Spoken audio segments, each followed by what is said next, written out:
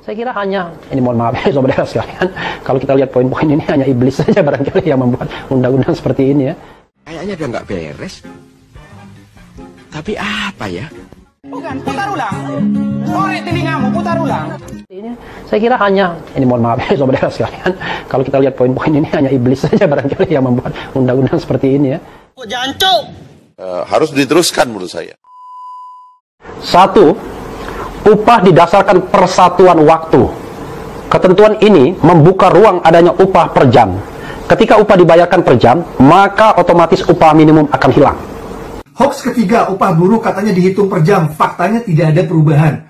Bab 4 Ketenagakerjaan pasal 89 perubahan pasal 88B. Tidak ada perubahan. Kedua, upah minimum hanya didasarkan pada UMP. Upah minimum kabupaten kota UMK dan upah minimum sektoral kabupaten kota dihapus.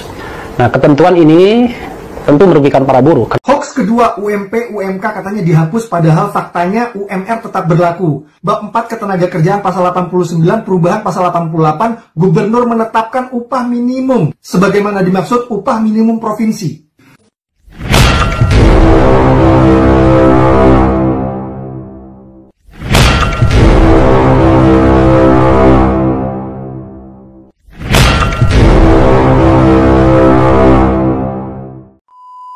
Poin 10 berikutnya adalah pekerja yang meninggal dunia kepada ahli warisnya tidak lagi diberikan sejumlah uang sebagai pesangon.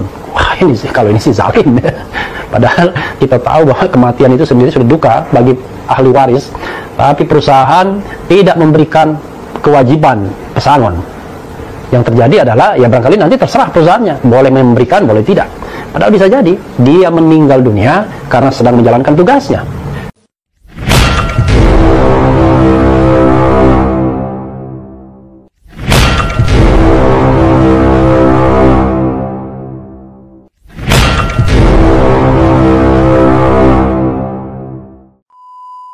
Berikutnya adalah outsourcing bebas dipergunakan di semua jenis pekerjaan dan tidak ada batas waktu. Luar biasa ya. Kalau saya pengusaha ya saya pasti senang, saya bisa meng-outsource semuanya.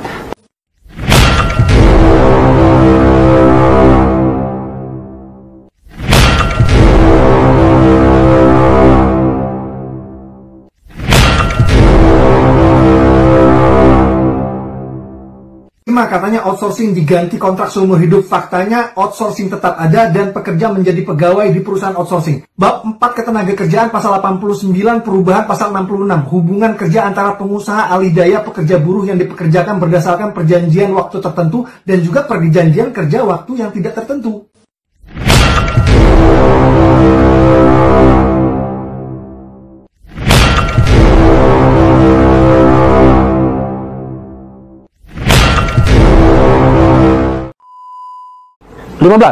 Membebaskan kerja kontrak di semua jenis pekerjaan. Ini juga bermasalah.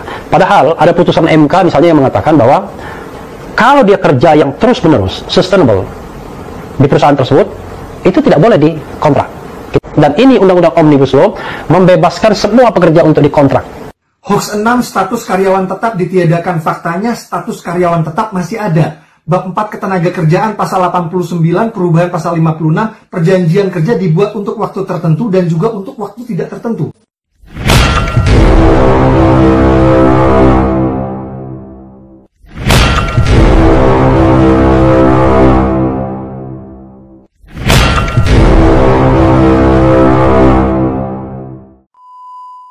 Berikutnya adalah 5. Pekerja yang di PHK karena mendapatkan surat peringatan ketiga tidak lagi mendapatkan pesangon. Luar biasa ya. Pengusaha dalam hal ini bisa saja mengarang ya kan untuk memberikan peringatan 1, peringatan 2, peringatan ketiga. Dan ketika peringatan ketiga dijatuhkan, lalu buruh di PHK tidak ada kewajiban membayar pesangon. Jadi luar biasa ketentuan ini.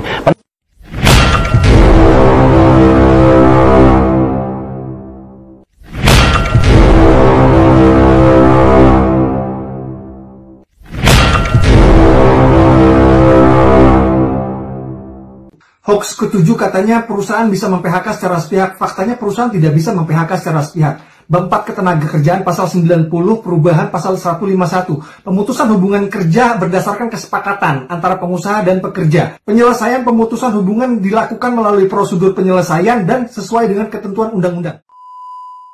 Yang keenam, masih banyak ya 17 ya. Pekerja yang mengundurkan diri tidak mendapatkan apa-apa. Ini penting juga saudara sekalian. 13, pekerja yang di PHK karena mengalami sakit berkepanjangan, mengalami cacat akibat kecelakaan kerja ketika di PHK, tidak lagi mendapatkan pesangon. Wah, ini zalim sekali ini. Saya kira hanya, ini mohon maaf ya saudara sekalian, kalau kita lihat poin-poin ini hanya iblis saja barangkali yang membuat undang-undang seperti ini ya. Karena ini jelas-jelas sekali sangat tidak memanusiakan pekerja. Bayangkan coba.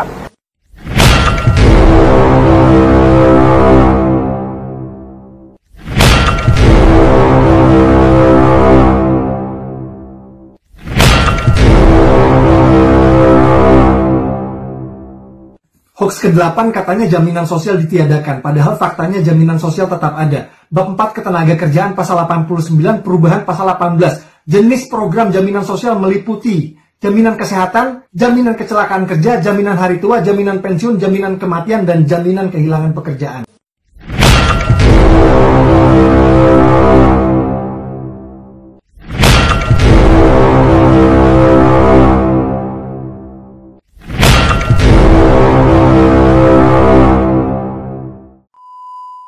Kemudian berikutnya adalah pekerja yang di PHK karena memasuki usia pensiun tidak lagi mendapatkan pesangon. Waduh, lama-lama buruh hanya diperas ya kan. 7. Pekerja yang di PHK karena terjadi perubahan status, penggabungan, peleburan atau perubahan kepemilikan perusahaan tidak lagi mendapatkan pesangon. Wah, ini luar biasa ini. Jadi kalau caranya untuk mem-PHK tanpa pesangon adalah cukup melakukan integrasi perusahaan. 9. Pekerja yang di PHK karena perusahaan pilot tidak lagi mendapatkan pesangon. Lagi-lagi masalah ya. Karena kita tahu, saudara sekalian, pengusaha atau perusahaan yang pilot itu harus membayar kewajiban terlebih dulu kepada pihak ketiga. Jadi yang jadi persoalan adalah tidak ada kewajiban kepada buruh atau pekerja sebagai pihak ketiga. Jadi yang akan di-entertain barangkali adalah para investor. Mereka yang memiliki piutang terhadap perusahaan yang pilot tersebut. Tapi kewajiban terhadap buruh dan pekerja tidak ada lagi.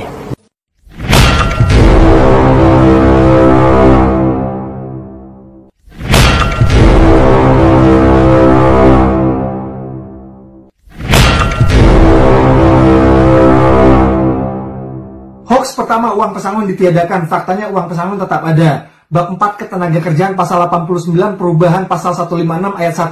Dalam hal terjadi pemutusan hubungan kerja, pengusaha wajib membayar uang pesangon.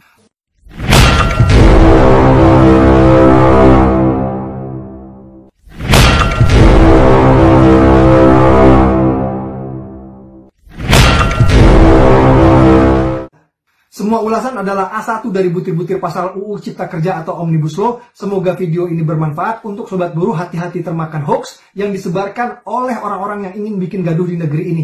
Bantu sebarkan video ini, repost, sebarkan di grup WA. Terima kasih.